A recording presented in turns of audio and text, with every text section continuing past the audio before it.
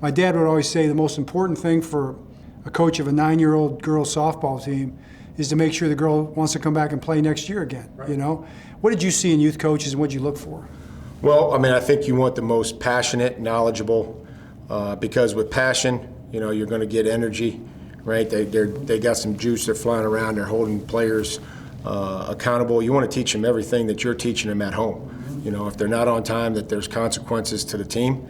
You know, that their actions are much greater than just fall on just themselves, that they impact the team. But you want them to be knowledgeable, right? You want them to be able to believe in something, right? You believe in a certain style, that's your prerogative as a coach, but what can you get the player to believe in? And I think that they need to be knowledgeable. Why are they doing that particular drill? You know, if that drill that you're asking a player to do does not, and you don't see that on Friday night or Saturday afternoon or Sunday in our case, there is no reason that you should be doing that drill. And as a player, when you need to ask, like, Coach, I never do this in the game. Like, help me get better at things that I actually do in the game.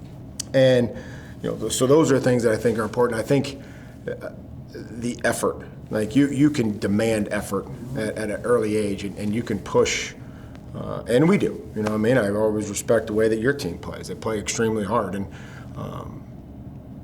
but I don't think that's the case everywhere. And I think the earlier that we can instill that into our young men and women, the better. You know, I hear this all the time about old school. Oh, he's an old school coach. Like, what does that mean? Does that mean that he asks his players, or she asks her players to sprint to first base on a ground ball or a pop up, or I don't understand, or run on and off the field? Yeah. I don't understand, like, what that's old school or new school. I mean, there's just things that because, you know, I was lucky. I'll tell you, I was lucky to play as long as I did in the National Football League. But we hope that when they leave us, or they leave those college programs or those high school programs, that they then go on and carry those same characteristics. That's why football is important. It's not about playing or thinking that you want to be a professional athlete. Like, I had no idea I was going to play in the NFL.